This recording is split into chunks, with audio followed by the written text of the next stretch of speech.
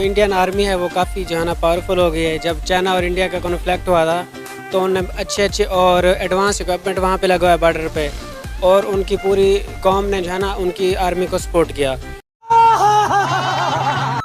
Russia को तोड़ने वाले भी हम हैं। First of all Soviet union हमने ही तोड़ी हुई है, तो पाकिस्तान से ज़्यादा यानी कोई स्ट्रांग नहीं है। पाकिस्तान से ज़्यादा यानी कोई स्ट्रांग नहीं है। आर यू कॉमेडी मी?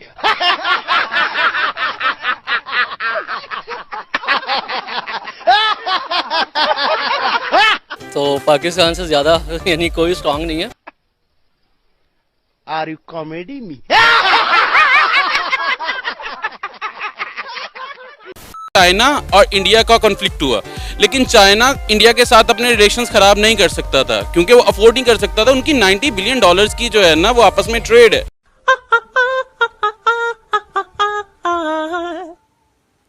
पाकिस्तान चूंकि दहशतगर्दी की लपेट में ही इतना है कि डेवलपमेंट कैसे हो सकती है। अभी तक पाकिस्तान में कोई भी बड़ा बिजनेसमैन कदम नहीं रखना चाहता। सही बात है। सेकेंडली जो जंग की सूरत हाल के अंदर है, ऑब्वियसली एक रिसोर्सेज ज़्यादा है, उनके पास पैसा ज़्यादा है, उनके पास जंगी वेपन्स वगैरह हर चीज़ ज़्यादा है। पूरी दुनिया में पाकिस्तान का मजाक उड़वा रहे हैं आप लोग। आपने सबसे पहले घबराना नहीं है।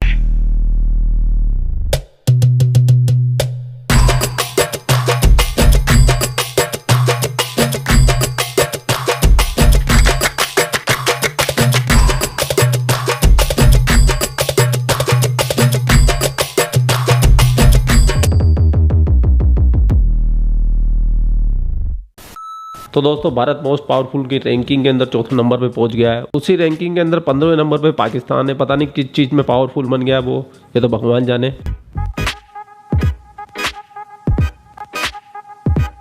इसके साथ साथ इंडिया ने $3.1 ट्रिलियन पार कर दिए हैं। तो बधाई आपको भी और मुझे भी।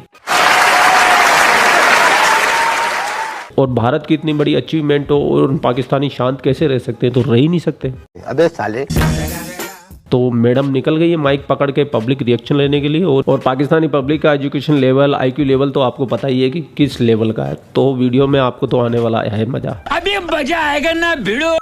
इंडिया चौथे रैंक पर खड़ा है मोस्ट पावरफुल कंट्री की लिस्ट में, और हम 15वें रैंक पर हैं। क्या वजह नजर आती है आपको? क्योंकि पाकिस्तान में जो है ना वो एज सच जो है ना वो लोग टेक्नोलॉजी का यूज़ नहीं है। फिर दूसरा यहाँ पे प्रैक्टिकल एजुकेशन नहीं है, क्योंकि आजकल पूरी दुनिया में जो है ना वो पावरफुल का ट्रेंड जो है ना वो ज़्यादातर पाया जाता है कि आप जो है ना वो अपनी पॉजिटिव चीज़ों को किस तरह से जो है ना वो पूरी दुनिया में जो है ना वो भेज सकते हैं। अब आप ये देखें कि टेक्नोलॉजी का वहाँ पे जो वहाँ पे जो रिसोर्सेज है ना, मोस्ट टेक कंपनीज जो है इंटरनेशनली वो वहाँ पे जो है ना वो अपने हेडक्वार्टर्स बना रही हैं। चल बस, लायक है क्या? क्यों बना रही हैं? क्योंकि नैरेटिव बिल्डिंग के लिए जो है ना वो एक तो चलो जी वो सबसे बड़ी मार्केट है, लेकिन किसी भी कंट्री की सबसे बड़ी मार्केट होना जो है ना उसके लिए पावरफुल नहीं है। उस हिसाब से तो भाई USA को जो है ना वो कम होना चाहिए। कौन है ये लोग? लेकिन वो इस वजह से है क्योंकि वहाँ पे जो है ना वो टेक्नोलॉजी का यूज़ बहुत ज़्यादा है। फिर जितने भी आप कह लें कि जितनी भी बिग जॉइंट्स हैं, ठीक है, टेक्नोलॉजी की, उनके हेड कौन से हैं इस टाइम? वो है।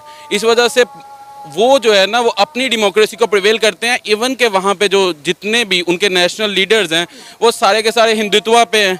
ओ भाई सुनो सुनो सुनो सुनो, सारे हिंदुत्व पे नहीं है। सिर्फ जो कुछ तो चुनावी हिंदू होते हैं, जो चुनाव के समय हिंदू बन जाते हैं, बाद में फिर अपने रुद्राक्षी माला को पेड़ पे टांग के इटली निकल जाते हैं। और मैं हमारे हिंदुस्तानी भाइयों को बोलना चाहूँगा कि भाई इन चुनावी हिंदुओं से सावधान रहे। ये बड़ी अच्छी बात कही आप। लेकिन उनका नैरेटिव जो है ना वो फिर भी पॉजिटिव प्रिवेल करता है ऑल ओवर द वर्ल्ड। उस वजह से फिर जो बहुत सारी सैंक्शंस है ना उनको नहीं लगती है। अब पाकिस्तान में टेररिज्म तो है नहीं। We are living in a peace. Not bad. Now you. या तो ये मेरा भाई बहुत मासूम है, या फिर एक नंबर का धूर्त और मक्कार है और झूठा है। अरे भाई मेरे भाई, होश के नाखून चबाओ। पूरी दुनिया में अगर आतंकवाद का कोई जनक है तो वो पाकिस्तान है। पाकिस्तान टेररिज्म एक्सपोर्ट करता है। लेकिन यहाँ पे फिर भी पूरी दुनिया में यही बताया जाता है जिस तरह से यहाँ पे पता नहीं कितना टेररिज्म है। उस वजह से फिर इंटरनेशनल रैंकिंग में ना ये चीज़ें बहुत ज़्यादा आपको जो है ना वो डाउन लिखे जाती हैं। तो इंडिया का ये बहुत ज़्यादा प्लस पॉइंट है। और सेकेंडली ये क्योंकि वो बिगेस्ट मार्केट है, इस वजह से कोई भी कंट्री, इवन कि आप रिसेंटली देख लेंगे चाइना और इंडिया का कॉन्फ्लिक्ट हुआ, लेकिन चाइना इंडिया के साथ अपने रिलेशंस ख़राब नहीं कर सकता था क्योंकि वो अफोर्ड नहीं कर सकता था। उनकी $90 बिलियन की जो है ना वो आपस में ट्रेड है। तो जब आप इस तरह से होते हो ना तो फिर आप पावरफुल कंट्री होते हो, और इस चीज़ को हम डिनाई नहीं कर सकते हैं।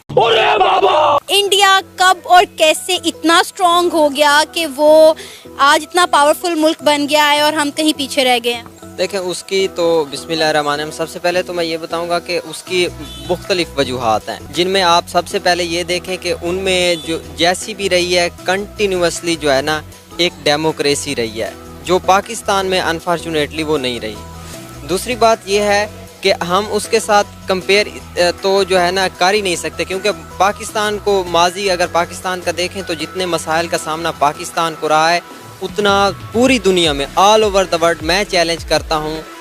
थोड़ी बहुत एजुकेशन याफ्ता हूँ, लेकिन मैं ये हिस्ट्री का तालिब इल्म होने के नाते ये दावा करता हूँ कि आप इतने क्राइसिस में दुनिया का कोई और मुल्क दिखा लें जो गुजरा हो, कि पाकिस्तान चूँकि दहशतगर्दी की लपेट में ही इतना है कि डेवलपमेंट कैसे हो सकती है। अभी तक पाकिस्तान में कोई भी बड़ा बिजनेसमैन कदम नहीं रखना चाहता, क्योंकि उसको गारंटी नहीं है, श्योरिटी ही नहीं है कि मैं पाकिस्तान बिजनेस लेके आऊँ करोड़ों रुपए और यहाँ आके डुबो दे। भाई साहब, बंदे को पूरा कॉन्फिडेंस है अपने पाकिस्तान पे कि यहाँ पे कोई भी बिजनेसमैन आएगा वो अपने पैसे डुबोएगा ही डुबोएगा।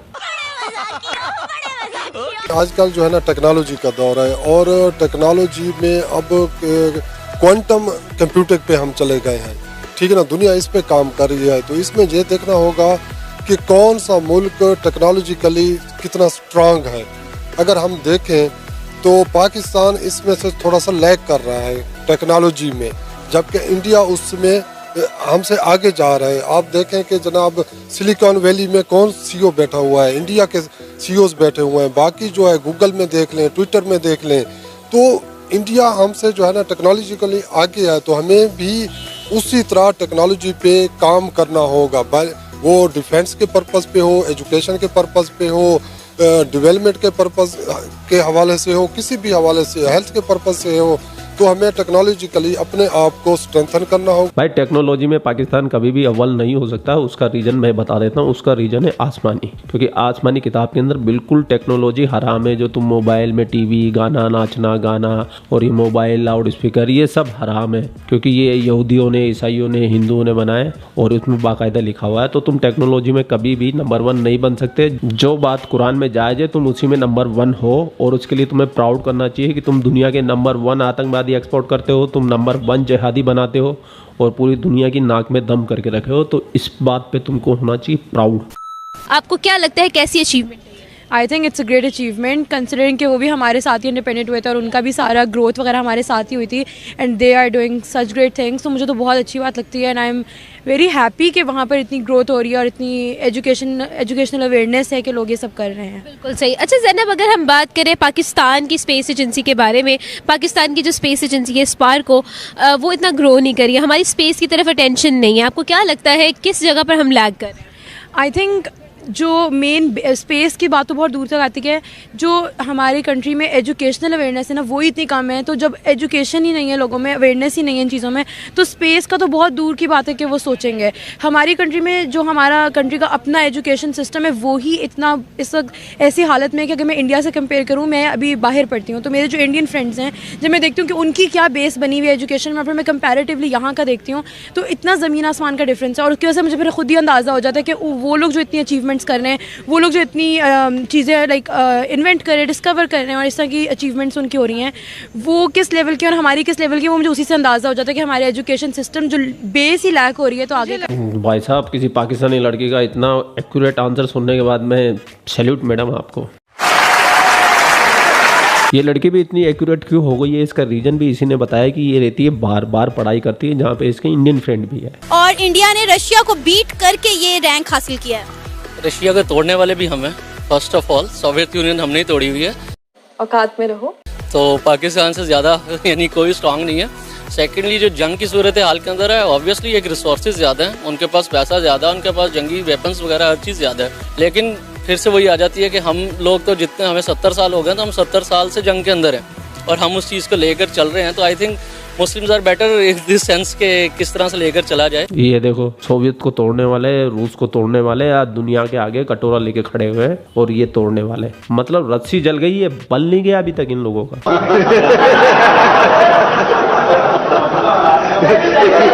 यहाँ तक आ गए हो ना तो देखो, लाइक तो डेफिनेटली करना ही करना है। भाई ने बोला करने का तो करने का। कमेंट जरूर करना है और शेयर भी करना है, ये लाजमी है। तो लाइक और शेयर ठोक दीजिए, महाकाल का लाइक और शेयर ठोक दीजिए। और आपके भाई के इंस्टाग्राम पे मात्र 600 फॉलोवर है, तो इन 600 फॉलोवर को 1000 तक पहुंचा दो। 1000 तक, हजार इतने होते हैं। इंस्टाग्राम का लिंक डिस्क्रिप्शन में है, ठीक है। और आप लोग अपना ख्याल रखिए। आपका भाई आपके लिए पाक मीडिया से रिलेटेड वीडियो लाता रहता है। जय हिंद, वंदे मातरम, जय श्री राम, जय श्री राम, जय श्री राम।